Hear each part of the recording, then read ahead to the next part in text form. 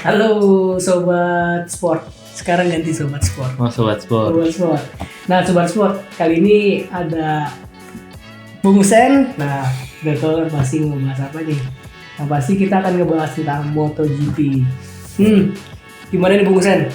MotoGP tuh bakal berlangsung di bulan Maret nih ya Sobat Sport. Bulan depan. Bulan depan.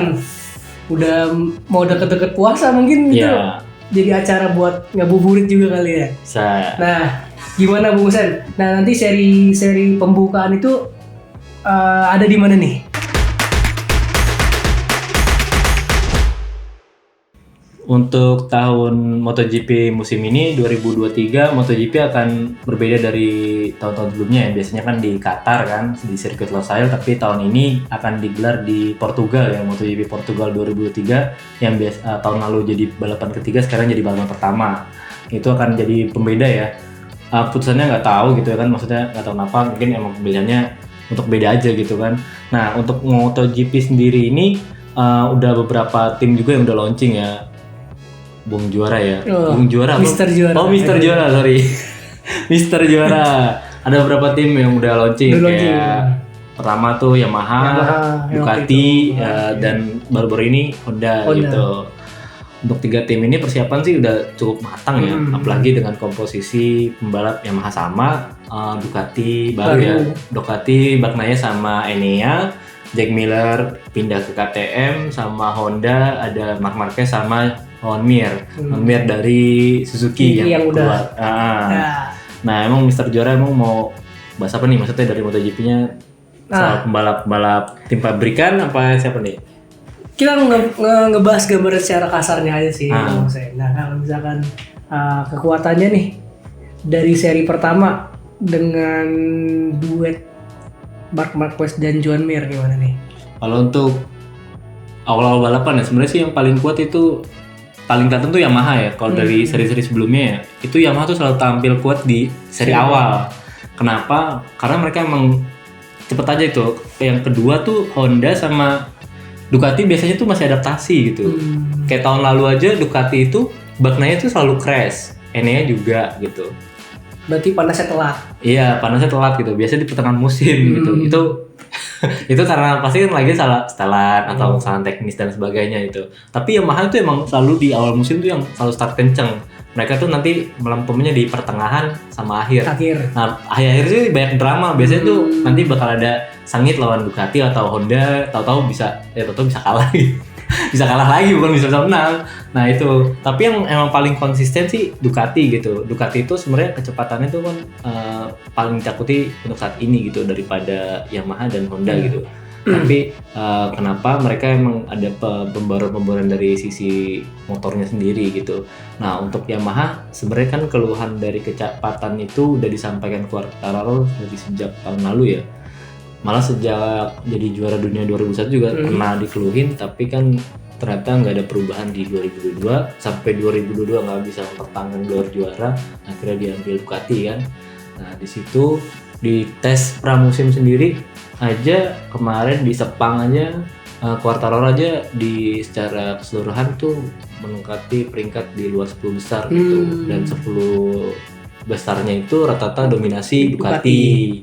Paling dari non Ducati itu cuma ada Aprilia itu yang bahaya itu, berarti siapa? Si Alex Espargaro sama Maverick Vinales. Nah itu 2 pembalap sama 1 Marc Marquez juga masuk ya, tapi di peringkat di luar 5 besar gitu, tapi tetap di dalam 10 besar. Nah 3 pembalap itu yang masuk dalam tes pramusim kemarin ya di Sepang.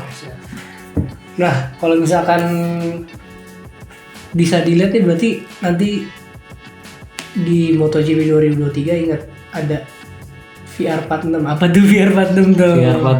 VR46 tuh kan sebenarnya Valentino Rossi itu timnya Rossi gitu. Akademiknya lah. Iya, timnya Rossi yang gabung di MotoGP.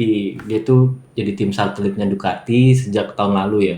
Tapi rumornya sih tahun 2024, tahun depan gitu dia bakal gabung Yamaha. Pabrikan. Iya, enggak, satelit juga. Satelit juga, nggak pabrikan.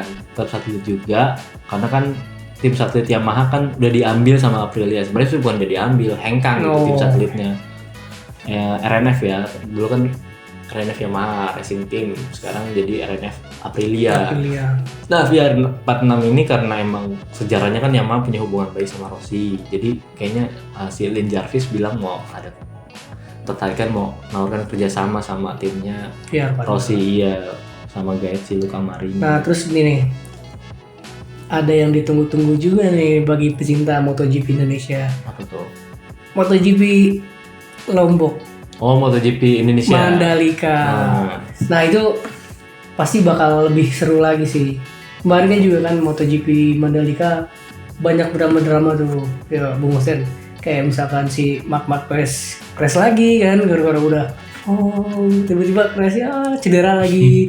Nah, gimana nih misalkan kalau misalkan MotoGP Mandalika peluangnya tuh bakal kayak tahun lalu, tim satelit yang bakal memimpin di MotoGP Mandalika atau ada tim pabrikan yang Sebenarnya sih kalau untuk bahas situasi di MotoGP Indonesia itu nggak tahu ya. Pertama, kenapa? Karena kan ada cuaca. Karena kan tahun lalu aja MotoGP Indonesia sendiri di Mandalika kan hujan deras kan. Terus kan situasi hujan itu nggak bisa diprediksi gitu, dinamis gitu. Untuk petarga kekuatan kemarin kalau nggak salah yang menang Miguel Oliveira kan.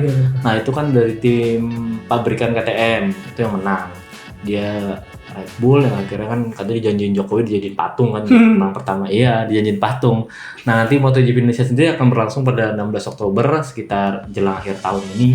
Nah untuk peluangnya sebenarnya siapa sih itu tergantung cuaca lagi gitu, karena kan itu nggak untuk yang kedua pun kemarin MotoGP Indonesia yang baru perdana kemarin pun masih proses adaptasi ya. Kalau teman-teman dari sport tahu kan.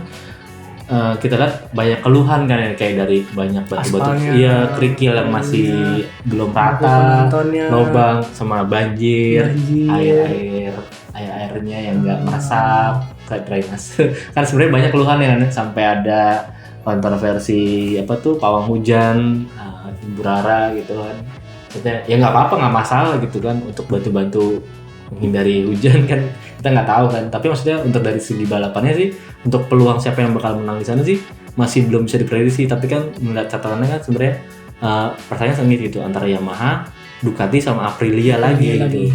Misalnya Yamaha, kita nggak tahu nih nanti misalnya kecepatannya kan sekarang katanya mereka kurang di lintasan lurus tahun lalu maksudnya kan. Sekarang tuh gimana kan kita nggak tahu nanti. Soalnya kan untuk hasil sesi latihan bebas sama sesi balapan tuh beda banget gitu. Nah iya, sama juga Ducati, katanya kan Ducati nggak punya celah kan sekarang dari dulu Ducati rapet banget ya dulu kan Ducati katanya di tikungan itu kan nggak terlalu lincah, tapi sekarang lincah gitu. Nah itu kan jadi suatu ancaman juga buat Yamaha yang unggul di tikungan gitu.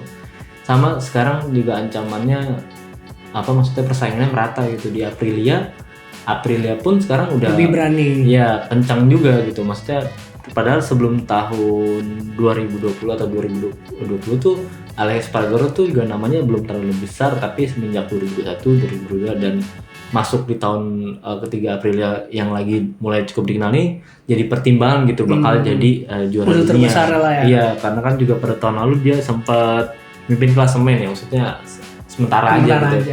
Karena emang dari segi penampilan cukup konsisten di awal musim, tapi di pertengahan sampai akhir mulai banyak kesalahan teknis. Itu kan yang disangat sayangkan sama dia sendiri gitu. Kenapa RSGP punya dia tuh banyak kendala kayak gitu. Nah mungkin cukup sekian kali ya gambaran kasar di MotoGP 2023 yang akan berlangsung di bulan Maret tanggal 26. Nah itu mungkin tanggal 26 itu bisa menemani kita saat berbuka puasa atau bahkan setelah salat tarawih mungkin ya. Iya. Nah mungkin juga jangan lupa untuk para penonton bola sport.com dan sobat juara juga bisa baca-baca website kita di bolasport.com. Nah itu banyak berita-berita tentang MotoGP, terutama juga dari pembalap-pembalap besar ya Bung Hussein ya.